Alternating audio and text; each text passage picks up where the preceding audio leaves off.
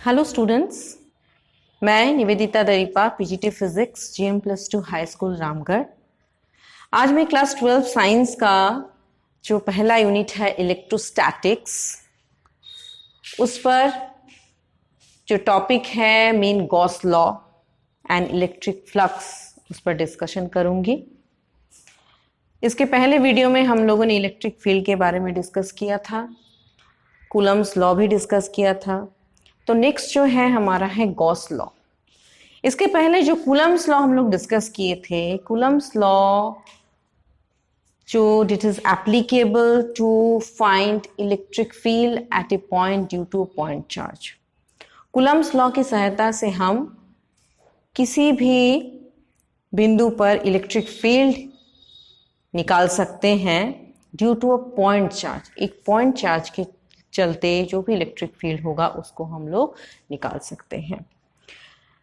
लेकिन जब हमारे पास किसी तरह का चार्ज डिस्ट्रीब्यूशन रहेगा, that is the charge is not limited to a certain point, वो स्पेसिफाइड किसी बिंदु पर वो केंद्रित नहीं है, ऐसा हम अगर चार्ज को नहीं मान सकते, किसी तरह का चार्ज डिस्ट्रीब्यूशन है, तो तब हम गॉस लॉ का अप्लाई करते हैं, गॉस लॉ की सहायता लेते हैं। तो चलिए देखते हैं ये गॉस लॉ है क्या।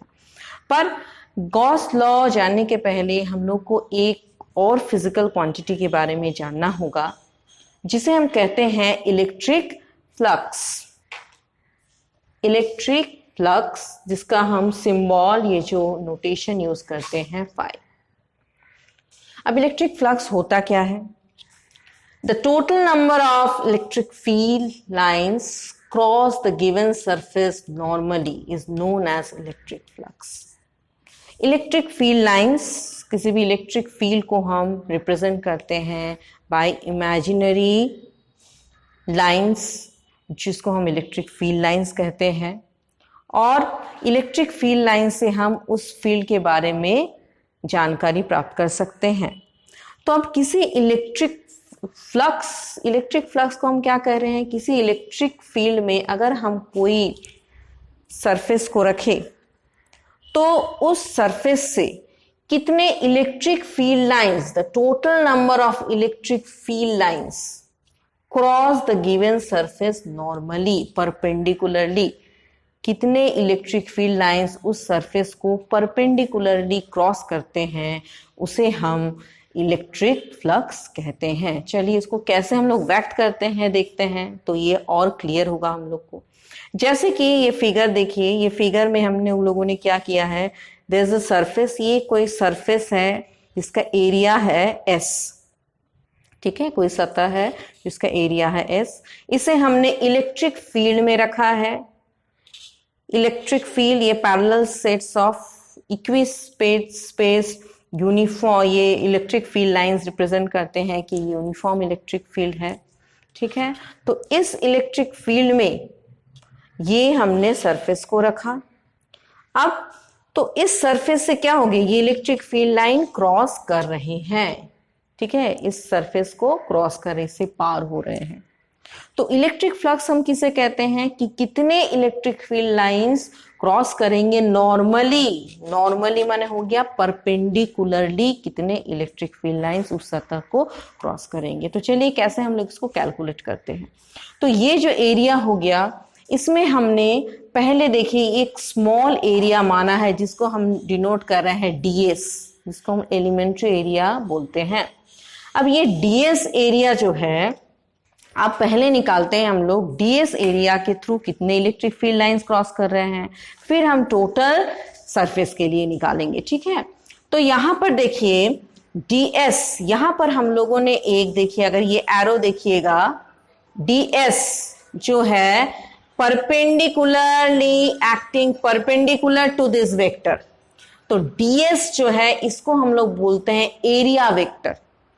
अब एरिया वेक्टर, एरिया हम जनरली जानते हैं कि एरिया एक स्केलर क्वांटिटी है, आपने पढ़ा है, बट किसी फिजिकल क्वांटिटी को व्यक्त करने के लिए हम एरिया को एज ए वेक्टर यूज करते हैं। जैसे कि हम लोग, आपने क्लास 11th में पढ़ा होगा जरूर से, प्रेशर, प्रेशर जो हम लोग व्यक्त करते हैं वहां भी एरिया वेक्टर के टर्म्स में व्यक्त करते हैं। तो यहाँ पे भी इलेक्ट्रिक फ्लक्स को हम व्यक्त करते हैं in terms of area vector. और एरिया वेक्टर क्या होता है? एरिया वेक्टर को हम, एरिया हो गया, तो एरिया वेक्टर का डायरेक्शन कैसे लेंगे? उसका मैग्नीट्यूड तो उसका एरिया हो जाएगा। अब डायरेक्शन हमेशा कैसे लिखते हैं? Perpendicular to that surface. ये अगर ये सरफेस है तो इस पर अगर परपेंडिकुलर, ये सरफेस को देखिए हम लोगों ने थोड़ा सा ये टेढ़ा इंक्लाइन ड्रॉ किया है। ये इलेक्ट्रिक फील्ड का डायरेक्शन, ये थोड़ा सा इंक्लाइंड है, थोड़ा सा टेढ़ा है। इलेक्ट्रिक फील्ड का डायरेक्शन देखिए इधर ले रहे हैं, लेकिन इस सरफेस के अगर परपेंडिकुलर, ये देखिए परपेंडिकुलर जो ड्रॉ करेंगे that is normal to the this area. इस एरिया पर परपेंडिकुलर ड्रॉ किए हैं, ये बता रहा है एरिया वेक्टर ds। और ये हो गया इलेक्ट्रिक फील्ड का डायरेक्शन, ठीक है। तो एरिया वेक्टर हमेशा लेना है परपेंडिकुलर टू दैट एरिया। अब ये दोनों के बीच का एंगल लिए है थीटा, ठीक है। तो ये हो गया कि देखिए कम, तो थीटा इस पर पे हम लोग को निकालना है कि electric field perpendicular to that area, electric field lines crossing the surface normally perpendicularly, ठीक है। तो ds के डायरेक्शन में इलेक्ट्रिक फील्ड क्या होगा ये आपको देखना है। इधर अगर E है, ये एंगल अगर थीटा है, तो ds के डायरेक्शन में इलेक्ट्रिक फील्ड क्या होगा? That is E cos theta. So component of electric field along ds के तरफ जो इलेक्ट्रिक फील्ड का कंपोनेंट है वो है E cos theta. So number of electric field lines crossing ds को नॉर्मली कितने इलेक्ट्रिक फील्ड लाइन फिर पार कर रहे हैं? तो d फाई जो हो जाएगा आपका, क्या लिखते हैं? ये d फाई लिखे हैं क्योंकि small number of electric flux ले रहे हैं, क्योंकि ds के थ्रू लिए हैं, इसलिए e cos theta into ds, ठीक है। अब निकालना क्या होगा कि टोटल इलेक्ट्रिक फ्लक्स क्या है, मतलब इस सरफेस के थ्रू कितना टोटल इलेक्ट्रिक फ्लक्स क्रॉस किया, ठीक है। Total electric field line normally cross किए, तो ये डी फाई को जो है इसको हम इंटीग्रेट कर देते हैं, तो फाई को लिखते हैं integration of D phi, S माने ये पूरा सरफेस के लिए, तब ये एस लेते हैं, और ये हो जाएगा E cos theta D S. अब ये देखिए इसको हम लोग डॉट प्रोडक्ट के टर्म में व्यक्त कर सकते हैं, तो ये हो जाएगा ई डॉट डी एस। और अगर ये फॉर क्लोज सरफेस, अगर ये सरफेस को हम क्लोज्ड लेते हैं, जैसे स्फीयर एक क्लोज सरफेस हो गया है ना, जो चारों तरफ से क्लोज्ड है, बंद है, तो उसको हम क्लोज सरफेस बोलते हैं। फॉर क्लोज सरफेस फाई को लिखते हैं, ये देखिए इसको हम लोग सिंबल है क्लोज इंट्रीगल बोलते हैं। ये इंट्रीगेशन और ये गोल जो साइन है इसको बोला जाता है क्लोज इंट्रीगल।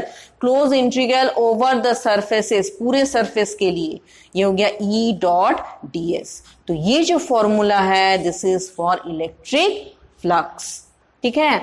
और इसको हम लोग पढ़ते हैं ऐसे, surface integral of electric field, इसको हम लोग पढ़ते हैं surface integral of electric field. यहाँ पर और एक बात है कि इसका SI यूनिट क्या होगा। अगर हम SI यूनिट को लेते हैं, ये एक स्केलर क्वांटिटी है, और इसका SI यूनिट क्या होगा, देखिए न्यूटन पर कूलम, इलेक्ट्रिक फील्ड का न्यूटन पर कूलम, और एस एरिया का हो गया मीटर स्क्वायर। सो न्यूटन पर कूलम मीटर स्क्वायर, ये है इसका SI यूनिट, ठीक है। और ये एक स्केलर क्वांटिटी होता है। तो चलिए इसी को अप्लाई करके हम लोग गॉसेस थ्योरम को कैसे एक्सप्रेस करते हैं। गॉसेस थ्योरम क्या बोलता है कि the electric flux through a close surface in free space is 1/ε0 times of the charge enclosed by it. कहता है कि किसी क्लोज सरफेस के थ्रू जितना इलेक्ट्रिक फ्लक्स